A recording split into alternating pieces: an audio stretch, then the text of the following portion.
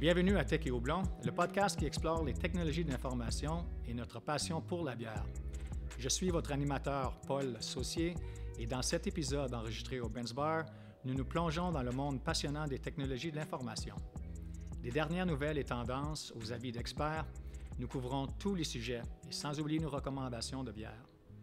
Que vous soyez un passionné de technologie, d'une bonne bière ou un auditeur curieux, il y a toujours quelque chose de nouveau à apprendre sur Tech et Houblon.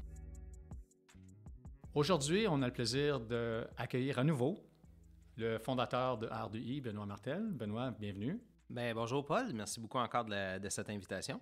Donc Benoît, avant de commencer notre conversation, j'aimerais que tu nous présentes ta bière. Alors, on sait que le concept de Tech et Houblon, c'est la fusion finalement de la technologie et de nos bières, qui est une passion chez R2I.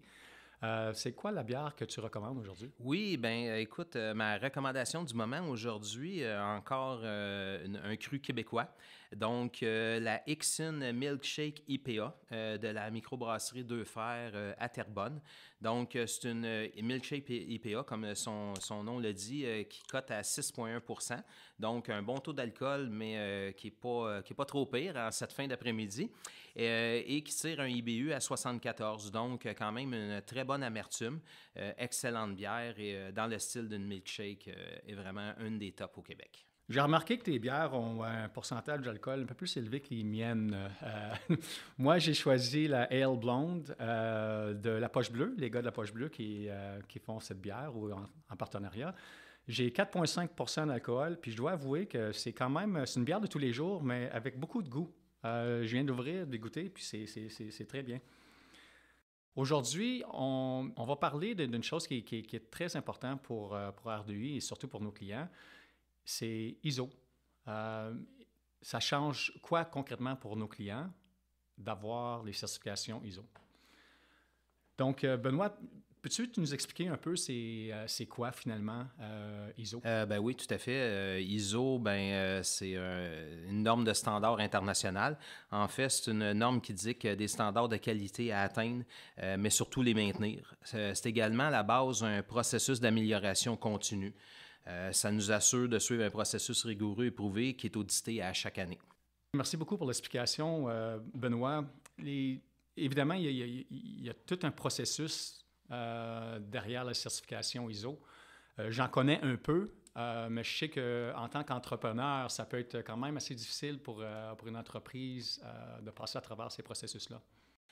Oui, tu l'as bien dit dans ta deuxième section pour l'entreprise. Parce que pour l'entrepreneur comme tel, si on parle de moi, c'est pas moi qui ai la charge de ISO, fait que le fardeau n'est pas nécessairement sur mes épaules, mais sur l'ensemble de l'équipe. C'est un beau travail d'équipe. Oui, effectivement, il y a un processus pour arriver à se certifier ISO. Une certification ISO, en premier, ça commence par une bonne compréhension des actifs de l'entreprise. On doit apprendre à bien se connaître puis identifier dès le départ nos forces et nos faiblesses. Ça, c'est extrêmement important parce que ISO nous aide à protéger justement nos actifs. Fait qu'il faut les connaître, nos actifs. Puis un actif, c'est pas juste une pièce matérielle, là. Comment je peux dire, nos propriétés intellectuelles, nos gens, le bureau, les données qu'on a, c'est nos actifs. Donc, ça touche littéralement à peu près tout ce qu'on fait à travers une entreprise. Exactement, tout à fait. Tout est un actif, en fait, dans une entreprise, donc on doit le protéger. On doit savoir aussi pour quelles raisons on veut faire une certification ISO. Ça implique beaucoup de choses à l'interne, fait qu'il ne faut pas prendre ça à la légère puis penser « Ah, je vais me certifier ISO parce que le marché demande ça puis c'est en mode à cause de la sécurité. » Quelqu'un qui le fait dans ce mode-là, il n'arrivera peut-être pas au résultat qu'il espère. Faut aussi penser qu'on gère un changement de culture à l'interne. Si on fait des choses depuis 1 an, 5 ans, 10 ans d'une certaine façon, puis que là, on implante des normes ISO à l'interne, il y a des gens qui, des fois, peuvent être un peu plus réfractaires au changement. Donc, il y a quand même une approche interne à faire dans ce processus-là. C'est extrêmement important parce que si on n'a pas l'adhésion des membres de l'équipe, on peut être voué à l'échec. Donc, dans ce processus-là. Ça prend également une collaboration entre les différents départements est essentielle parce que c'est pas juste l'adage de l'équipe technique qui met la sécurité en place. Là, ça prend de l'éducation à l'interne. Il faut que tous les départements travaillent de même façon. Fait que ça, c'est pour arriver dans un but ultime d'amélioration continue. Suite à l'obtention de la certification ISO, ben, dès le lendemain, il faut débuter, préparer l'audit de l'an prochain. C'est un travail qui est continu. Juste pour être plus dans le concret, mettons dans l'exemple de R2I, ben, on a 2 auditeurs indépendants par année qui sont là pour des besoins différents, donc qui auditent nos processus et nos façons de travailler, puis qui valident qu'on fait réellement ce qu'on dit. Également, en interne, on fait des vérifications régulières à toutes les semaines, à tous les mois, à différents niveaux, pour finir à la fin avec un audit externe avec une firme qui est autorisée à donner des certifications ISO. Puis quand on arrive là, c'est 5 jours intensifs, là, sans arrêt, du matin au soir, puis ça se prépare des mois d'avance. Puis ensuite, quand on reçoit le rapport d'audit, qui dit oui, donc R2U a été certifié ISO. Ben à ce moment-là, on reçoit généralement un rapport, puis écoute, on est dans l'amélioration continue, donc ils sont là pour nous donner des pistes d'amélioration. Donc, on peut recevoir ce qu'on appelle des non-conformités mineures. Et à ce moment-là, ben, c'est à nous, aux fournisseurs de services qui obtiennent la certification ISO, de, à ce moment-là, préparer un plan d'intervention de ce que ça va faire, un plan d'action, puis ensuite un plan de remédiation pour pouvoir pallier à ces non-conformités militaires-là qui ont été décelées. Puis des fois, c'est seulement une piste d'amélioration. C'est vraiment un cycle continuel. Ah oui, c'est à l'année longue, à l'année longue. Surtout quand on en détient 5, ça prend des gens dédiés à temps plein à l'année. Tu mentionnais tantôt, c'est un projet d'entreprise et non pas de l'entrepreneur. C'est pas toi qui gères tout ça, évidemment, chez R2I? Non, mais l'idée initiale est venue, en fait, d'un client. Donc, j'ai supporté cette idée-là et je suis quelqu'un qui supporte l'équipe là-dedans. Puis pour moi, ben, je suis un véhicule de message, on pourrait dire, pour démontrer que la direction est derrière ce processus-là. Mais après ça, c'est vraiment l'ensemble de l'équipe qui travaille là-dessus. Tu mentionnes le client qui a vraiment généré notre premier intérêt envers ISO. Si je te demande les avantages, est-ce qu'on peut commencer en parlant justement de ce client-là? Quand tu t'es fait approcher par le client, c'était quoi la demande? Pourquoi il voulait que R2I soit certifié ISO? Oui, ben, c'était une grande multinationale qui voulait bouger ou migrer dans le cloud de R2U à l'époque. Et un des requis, ils cherchaient un partenaire qui était certifié ISO 27001 et 27018. Pour eux, c'était très, très, très important. Puis on comprend pourquoi ils voulaient cette certification-là. Quand une multinationale a des dizaines de milliers d'employés, fait un chiffre d'affaires de plusieurs milliards, Canada, États-Unis, un peu partout, naturellement, ils ont des standards, eux, à respecter et ils veulent que leurs partenaires les respectent. Donc, la demande initiale est venue de cette demande-là d'un très grand client. Puis au début, on s'est dit, quand ça nous a ouvert les yeux sur ce que ça pouvait apporter, naturellement, pour nous, ça a été un grand oui, on va participer avec vous. Puis la beauté de tout ça, c'est que notre client a été vraiment un vrai partenaire. Ils ont travaillé avec nous pour nous aider à obtenir la certification, puis ils nous ont donné un délai aussi, parce que ça ne se fait pas du jour au lendemain. La première certification qu'on a eue a pris plus d'1 an à mettre en place. Wow. C'est pas un travail d'une semaine, là. C'est vraiment un travail très, très, très sérieux. Donc, c'est comme ça qu'on en est arrivé à prendre la décision d'aller vers ISO. Donc, les avantages que les clients ont envers R2I, qu'on soit certifié ISO? Les avantages de travailler avec un partenaire certifié ISO, là, puis c'est pas juste R2I, c'est dans l'ensemble, ils sont nombreux.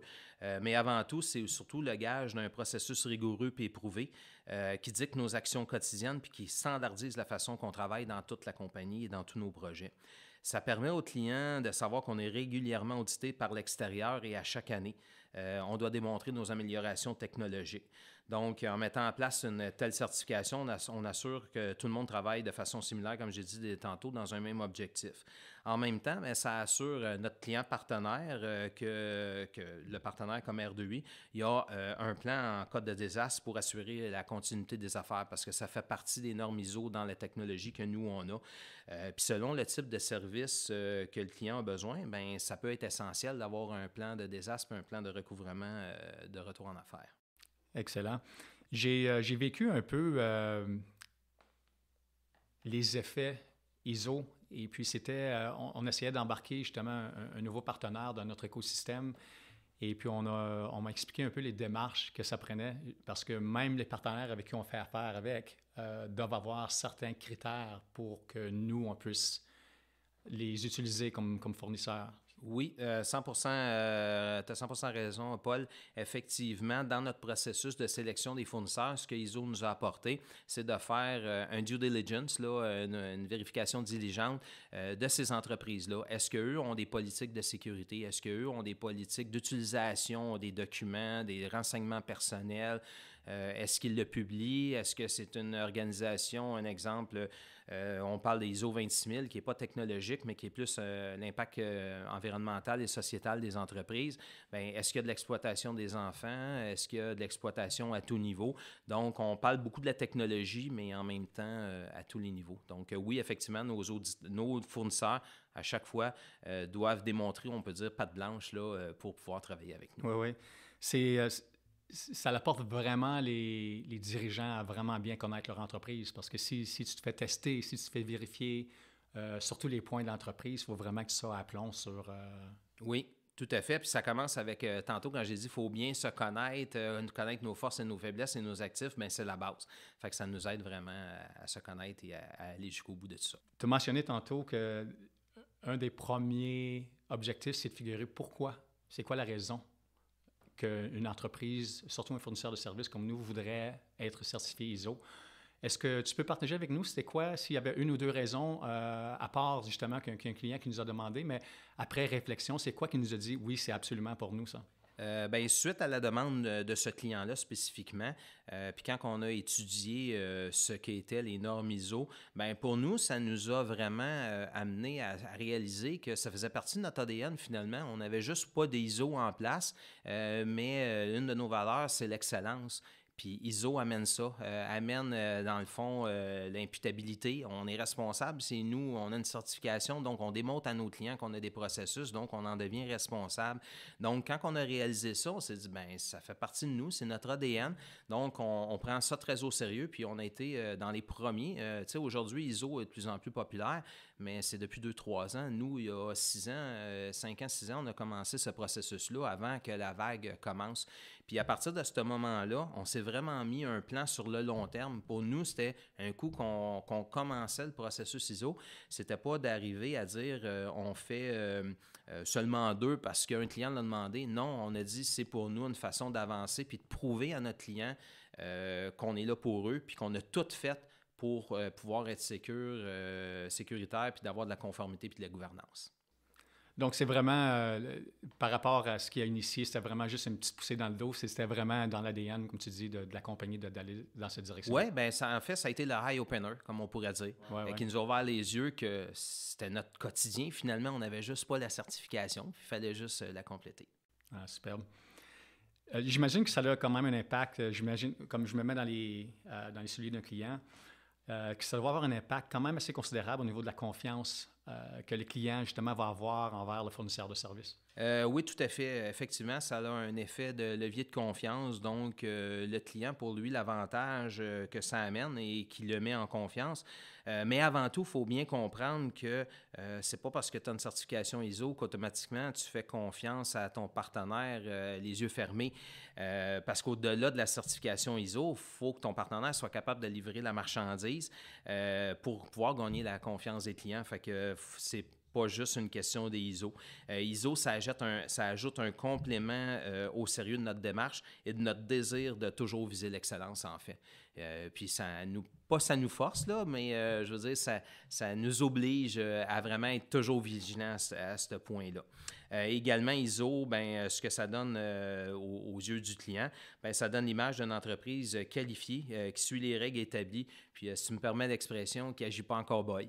Tu sais, vraiment, là, qu'on réfléchit à chaque action. Fait que ça apporte une sécurité pour le client. Puis plus sérieusement, ben, oui, ça donne une crédibilité incroyable, mais surtout, ça permet au client de savoir qu'il y a un travail de diligence qui a été fait par une firme externe.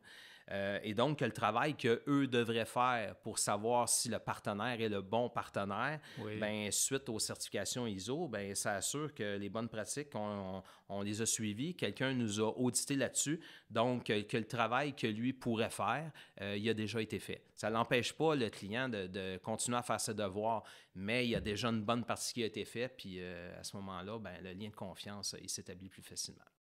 Compris. J'imagine que tout ça, c'est superbe. Je crois que c'est super important, mais il y a des coûts à tout ça. Est-ce que ça affecte la tarification des services fournis par... Bien, effectivement, il y a un impact sur nos coûts internes. Tu sais, ça a un impact quand même assez important.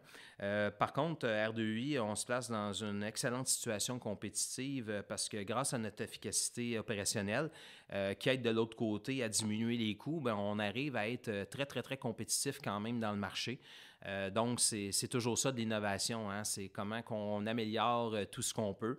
Bien, comme nous, on est une entreprise innovante, malgré que nos coûts augmentent d'un côté, bien, on est toujours en place d'amélioration, donc on réussit quand même à se maintenir.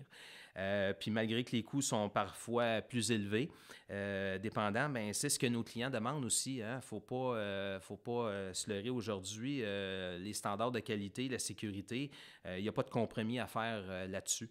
Fait qu'aujourd'hui, il n'y a pas un client qui va nous reprocher de mettre quelques heures de plus dans un projet pour être sûr d'arriver avec un processus qui a déjà été prouvé, qui a été testé, qui a été double vérifié, qu'on met du temps pour faire ou mettre en place ce qu'on appelle un rollback, un plan de rollback.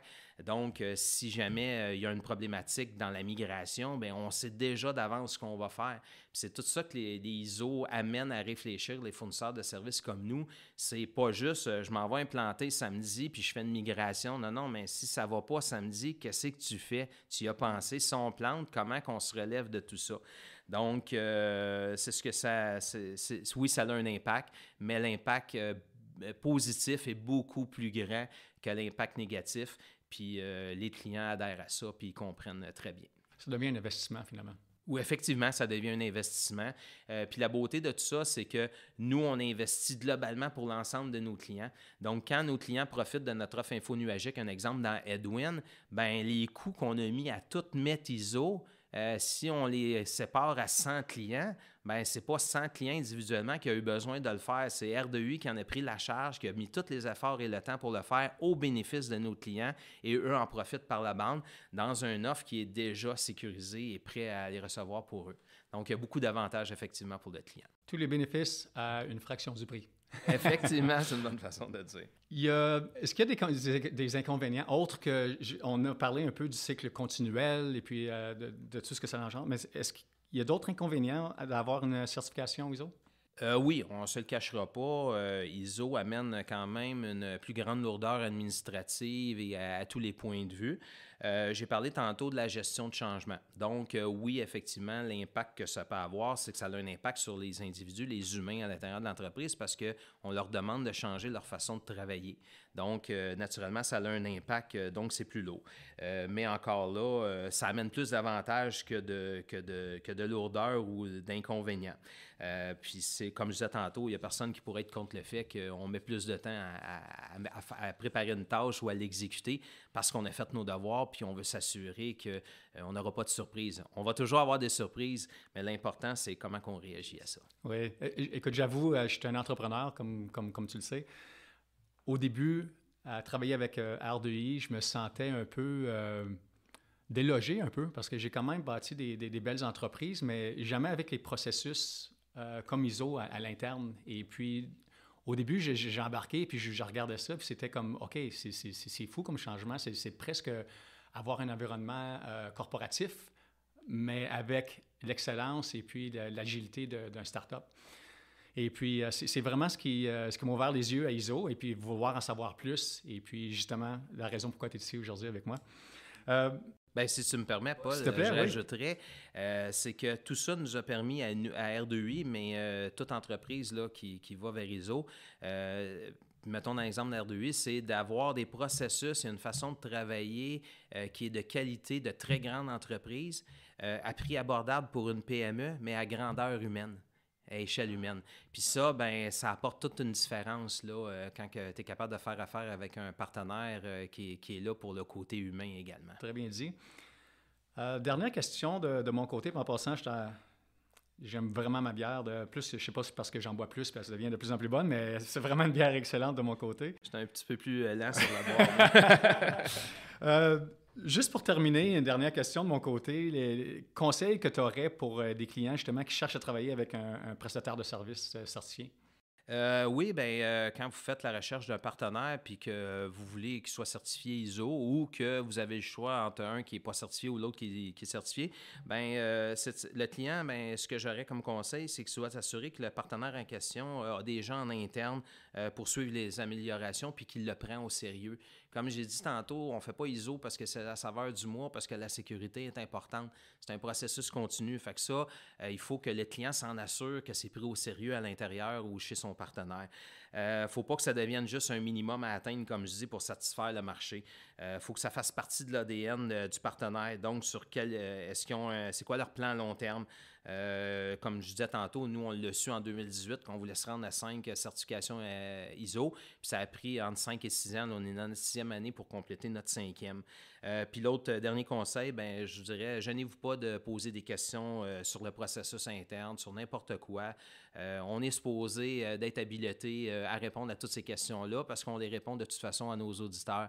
Donc, nous, on est un livre ouvert, on est transparent. Donc, n'importe qui décide, ben, avant de faire affaire avec vous, je veux comprendre votre processus, démontrez-le moi. Ben, nous, on est tout à fait ouvert et très intéressés à le démontrer. Fait que ça, c'est peut-être un conseil que je vous donnerais, puis ça va vous permettre de comprendre et d'évaluer la transparence peut-être de votre partenaire. J'ai menti, j'ai une autre question pour toi. Okay. Ça ne fait pas partie de nos valeurs, mais écoutons. On parle des processus. Est-ce que les processus sont différents pour les différentes composantes de l'entreprise? Donc, si je pense au Cloud Edwin, entre autres, par rapport à nos services gérés, est-ce que l'ISO, c'est conforme pour tout à travers l'entreprise ou est-ce qu'il y a des sections séparées pour les différentes volets? Très bonne question. Bien, chaque ISO a ses volets séparés. Par contre, ça n'en vient à devenir quelque chose qui s'étend à travers toute la compagnie. Parce qu'à quelque part, tout le monde va intervenir avec quelqu'un à l'intérieur de la compagnie qui, lui, a besoin de suivre des règles et tout ça.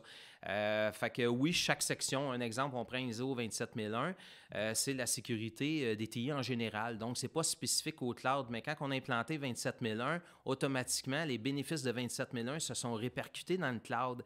Ensuite, 27018, ça a été la protection des renseignements personnels et confidentiels. Donc, à ce moment-là, ben, c'est pas juste d'un niveau corporatif, comment on gère le data. On doit faire de l'éducation à chaque gens chez R2I sur comment gérer son poste de travail, sur comment sécuriser ces choses, les données qu'il y a des clients, comment on les gère. Après ça, on a tombé dans ISO 27017, qui est la sécurité spécifique au cloud. Bien là, ça a amené une autre couche encore supplémentaire qui a eu des répercussions dans l'ensemble de l'entreprise. Après ça, on a fait ISO 26000 qui était sur la responsabilité sociétale des entreprises. Bien, c'est pas juste l'environnement puis ton bac vert, là, ISO 26000, c'est plein de choses puis ça a eu un impact sur tout le monde. Là, on est en train de finaliser ISO 9001. Puis là, bien, c'est tous nos processus administratifs, techniques et financiers. Fait que, encore là, ça va toucher à tout le monde. Fait que oui, on a des secteurs précis, mais tout le monde est touché en bout de ligne. Super. Bien, écoute, merci pour avoir répondu à ma question d'extra. Cheers. Cheers. Merci, Benoît. Merci, Paul.